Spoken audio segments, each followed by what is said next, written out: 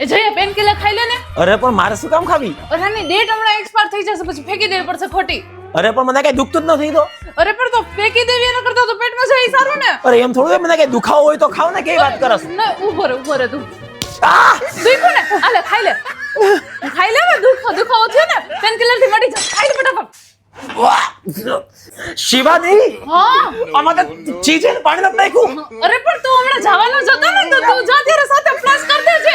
પાણી તો બચાવવું પડે ને, ઉનાળો છે, કેટલી પાણીની તકલીફ હોય તોય તને વાંધો છે. પછી કરી દે ચાલ તું સાથે ફ્લશ.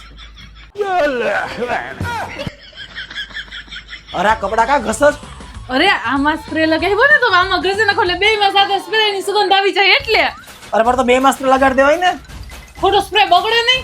આમાંથી આમાં ઘસી લો તો સુગંધ તો આવી જ જવાની છે કપડામાં. તારે પૈસા બચાવું છું ને. હાલ. અરે આ ટીવી નું રિમોટ ક્યાંથી હાલતું? એટલે આમાં તો એક જ સેલ છે. શિવાની, હું સેલ લેતો આવું. અરે સેલ શું લેવા જાવ છો? આ લ્યો ઘડિયાળનો સેલ એમાં નાખી દો. આપણા ઘરમાં અમે 2 જ સેલ છે. ખોટા સેલના ખર્ચા થોડા કરવાના હોય. બધાયમાં તો સેલ જોતા હોય. લ્યો કર નાખો તમારે ટીવી ચાલુ કર નાખ. તારો તો પણ જવાબ નથી. હા તો એમ જ હોય ને. એસી માં આમાંય સેલ નથી. ટીવી ના રિમોટ ના સેલ એસી ના રિમોટ માં નાખી દે એટલે એસી ચાલુ થઈ જાય અને પછી ટીવી ના રિમોટ માં નાખી દે એટલે તાર ચેનલ ફેરવી ને તોય ફેરવાઈ જાય. હાલ ખોટે પૈસા બચાવતા તને તો આવડતા નથી.